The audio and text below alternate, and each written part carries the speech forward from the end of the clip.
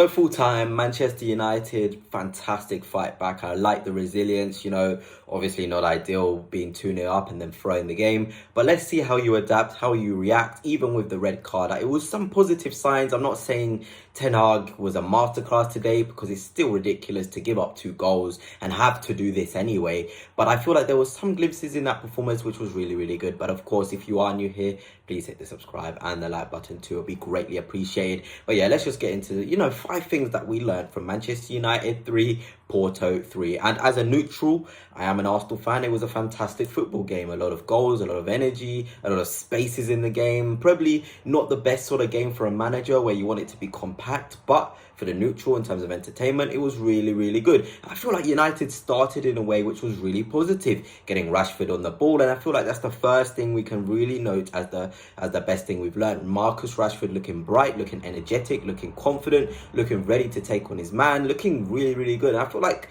although he's been criticised against Tottenham, for example, I feel like there's been really, really good performances from Rashford over the past couple of weeks. Chances he's created, moments he's created. He's been really, really positive, and a nice instinctive sort of goal he scored on the near post, catching out Diogo Costa, and it was really, really good to see that from Rashford. And I feel like the game could have definitely gone a different sort of way if Rashford possibly didn't have to come off injured. But again, hindsight is a wonderful thing. You just never really know. And I feel like another positive, of course, was Højlund getting on the score sheet.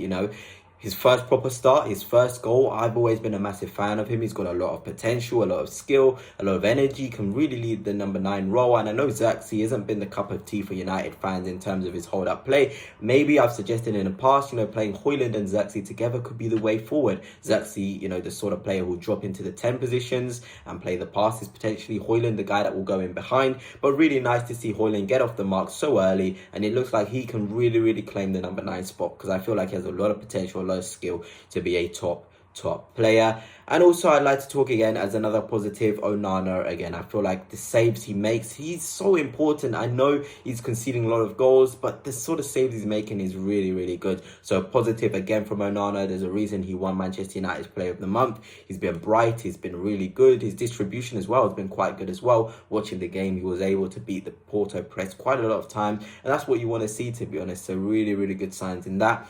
And of course, another thing is in terms of De Ligt. I know he was poor for the goal that Porto scored with Samu Umuru, who was really, really a handful. But I feel like De Ligt had a decent performance, looked really strong.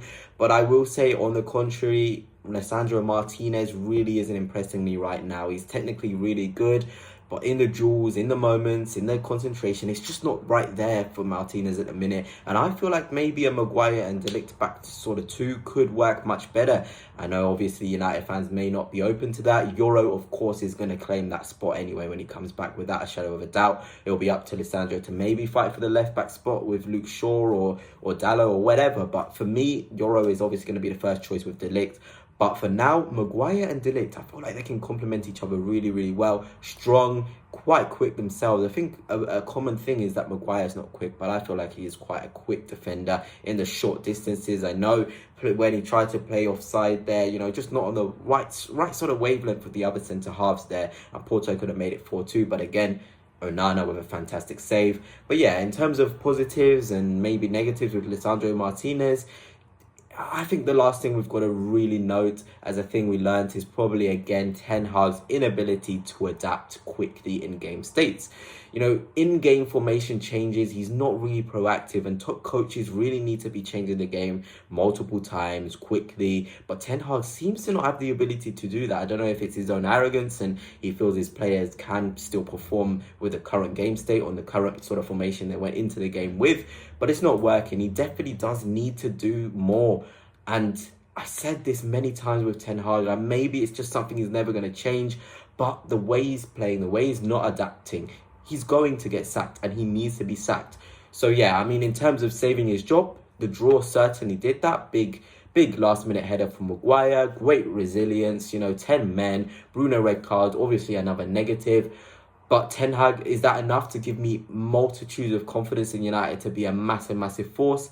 No. Was there enough fight I saw from the players that suggest maybe they still have the backing of Ten Hag or still back Ten Hag?